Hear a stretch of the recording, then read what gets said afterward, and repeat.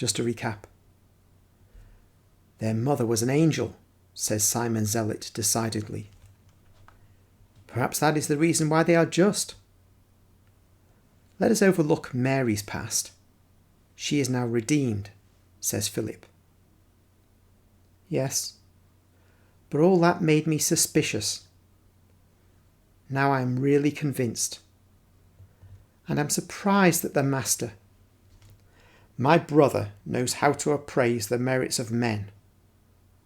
We suffered as well for a long time from a natural human jealousy, because we saw that strangers were more gratified than the members of our family. But now we have understood that the error was in our way of thinking, and that he was right. We considered his behaviour as being indifferent, and as a depreciation and incomprehension of our value. Now we have understood.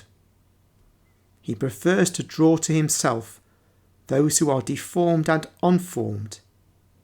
He, with his infinite means, entices the souls that are most wretched and remote, and thus more exposed to danger.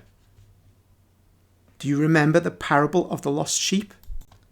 The truth, the key to his way of behaving, is in that parable.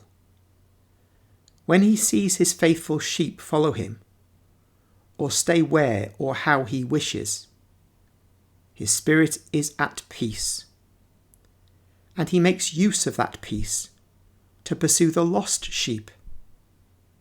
He knows that we love him, that Lazarus and his sisters love him, that the women disciples and the shepherds love him. And so he does not lose his time with us, with any special trial of love. He always loves us. He has us in his heart all the time. We ourselves enter it, and we do not want to come out of it. But the others, sinners, those who are misled, he must run after them. He has to draw them to himself with love, miracles, and his power. And he does that. Lazarus, Mary, and Martha will continue to love him even without a miracle, says James of Alphaeus. That is true. But what did he mean with his last greeting? You heard him say, "The love of the Lord for you will be revealed in proportion to your love."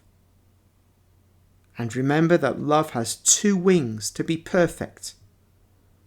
And the more unbounded they are, the more perfect love is. Faith and hope, says Andrew. Of course. What did he mean? Several of them ask. There is silence. Then Thomas, with a deep sigh, concludes an interior speech of his own.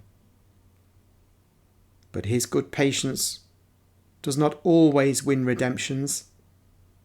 I also have suffered at time because of the predilections he shows for Judas of Kerioth. Predilection?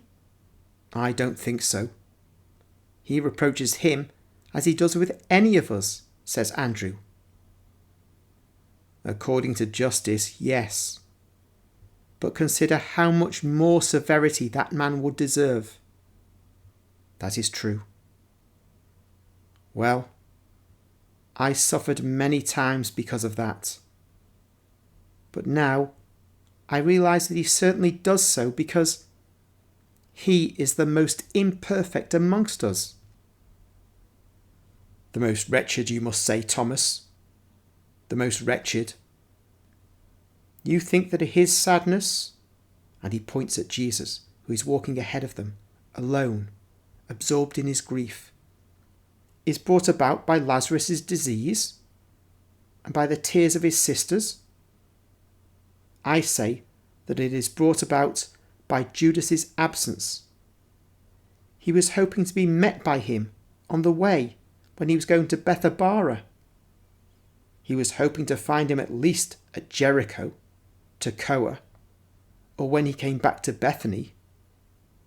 Now he no longer hopes.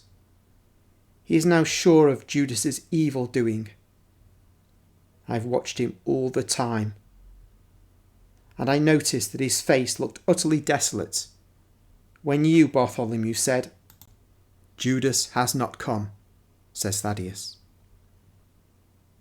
But he is aware of events before they take place. I'm certain of that, exclaims John. Of many, not of all of them. I think that his father conceals some of them from him, out of pity, says the zealot. The 11 are divided into 2 parties. Some agree to one version, some to the other, and each states his reasons, supporting his own. John exclaims, "Oh, I do not want to listen to either, not even to myself. We are all poor men, and we cannot see things right. I am going to Jesus, and I will ask him. No, he might be thinking of something else, and this question may remind him of Judas and make him more grieved," says Andrew. "No, I will certainly not tell him that we are speaking of Judas. I will ask him so without any reference." "Go then. It may help him to take his mind off sad thoughts." "Don't you see how sad he is?" says Peter, pushing John. "I'm going. Who is coming with me?" "Go by yourself. He speaks to you without reserve, and then you will tell us." John goes away.